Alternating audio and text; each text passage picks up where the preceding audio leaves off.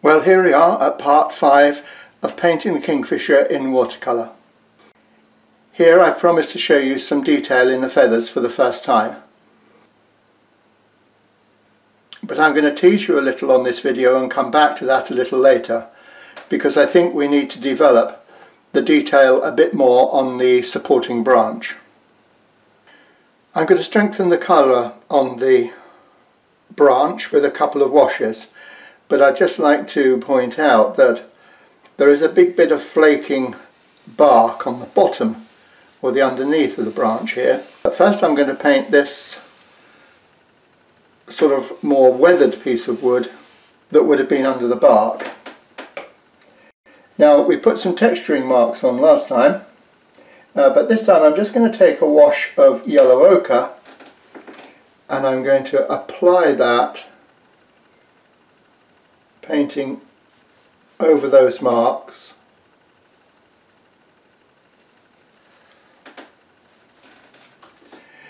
This is a size 10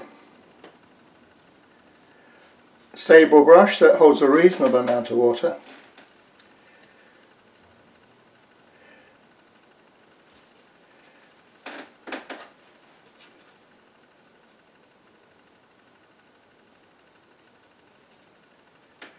And now I'm going to switch to a slightly different mix. This again is yellow ochre, but this time there's some ultramarine blue, and to prevent it going green there's a little burnt sienna in it as well.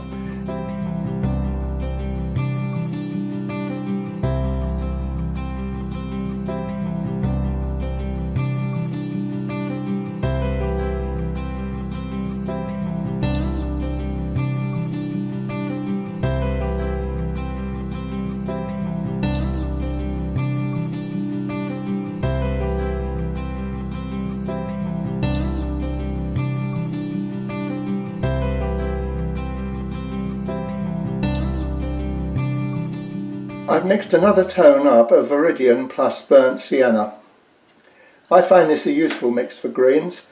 In this case though, I have made it a dull green, quite a bit of burnt sienna in this, and I'm painting it over this browny colour.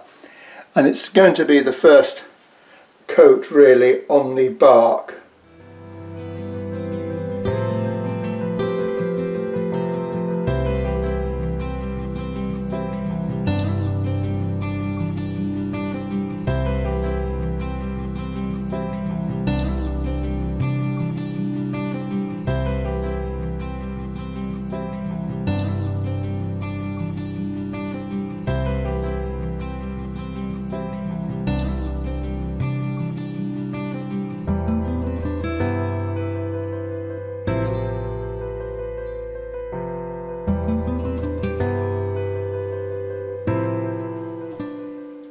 I've now mixed an even greyer green mix using the viridian and sepia, but I'm going to start to darken in the patches of the sort of like a lichen or a mould or something that's growing on the top of this branch randomly all the way down.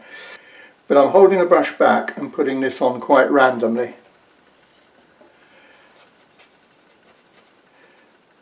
And trying to follow the pattern of the growth in character, but I'm not trying to copy it precisely.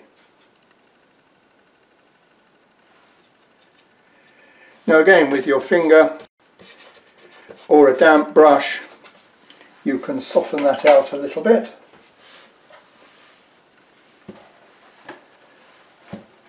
I use a damp brush here and there just to soften the edges. Don't soften them all.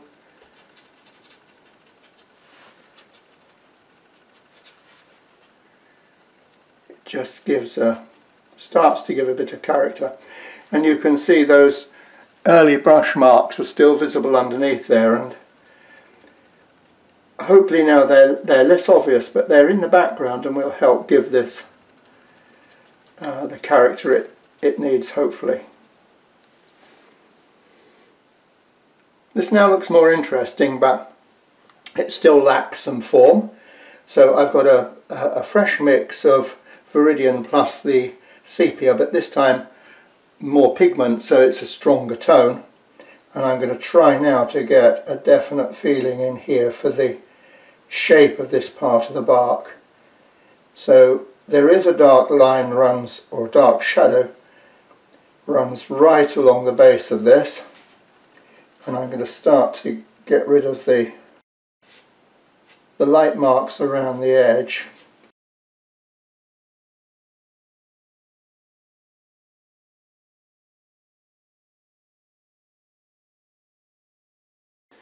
And again, while that's still wet, I'm going to clean my brush, take a fair bit of the water out of this, and just, while that's wet, just soften that edge back.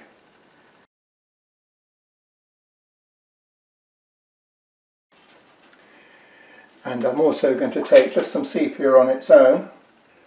I'm going to build up a little bit of shadow underneath that, and again I'm going to use this to just get rid of those awkward light edges that are developing.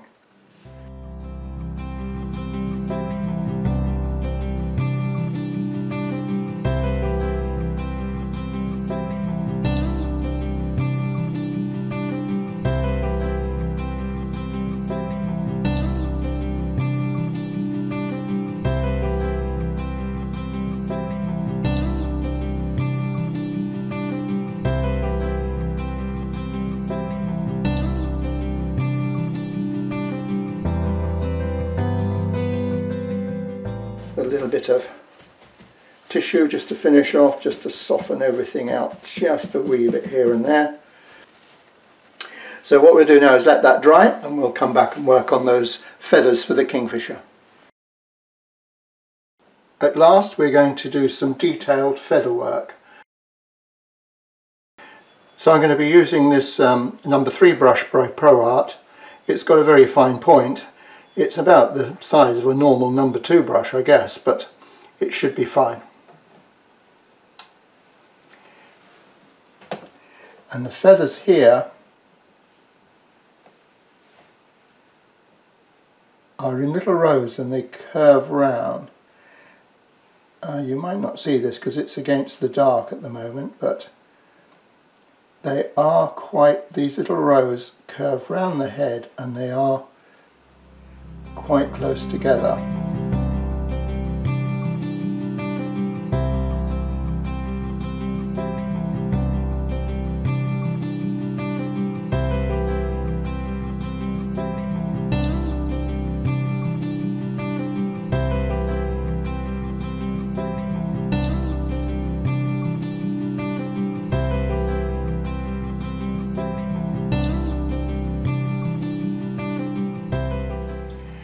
Now here they're starting to get bluer, so I'm using some of the,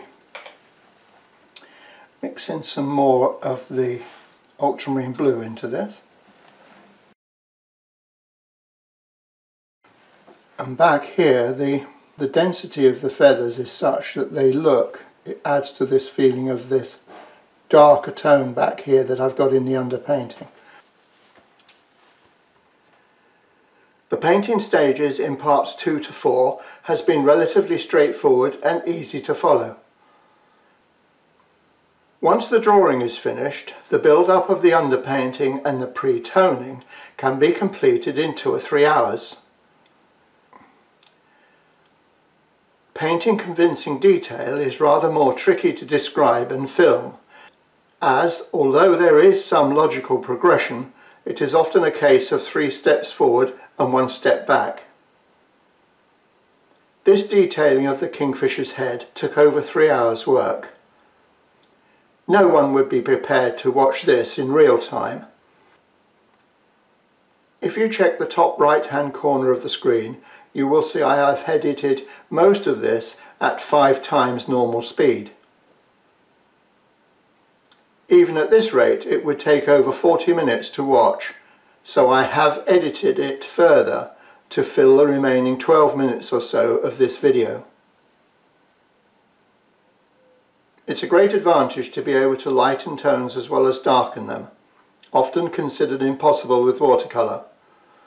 Chinese white is an opaque watercolour and can be used to lighten tones either by mixing directly with other pigments or applying as a wash over a previously painted dried area. Gouache or gouache is a range of watercolours that can be used with traditional watercolour paint. Both use gum arabic as a binder or medium. Gouache uses more filler and is therefore more opaque than watercolour. I use gouache permanent white instead of Chinese white, and I do mix it with normal watercolours and other gouache paints. Gouache sits on the surface of the paper and will blend easily. The other thing to understand is that convincing detail takes time to build up. I feel it is best achieved in layers, and these layers will often involve painting a lighter colour over a darker colour. You will see in the remaining part of this video that I often repaint an area or a small part of it. I like to tweak previous detail as the painting progresses. Often when things look a bit contrasty or hard-edged, you will see me soften the area with a damp brush, allowing the gouache to blend. So I will leave you to watch the rest of the video. I hope you can glean enough information to help your painting. Remember, don't be in a rush. This will take some time. I will play my background music, but if you find it irritating, please feel free to turn it down. There will be no more commentary. More detailing of the Kingfisher to come in part 6. Until then, please subscribe and thanks for watching.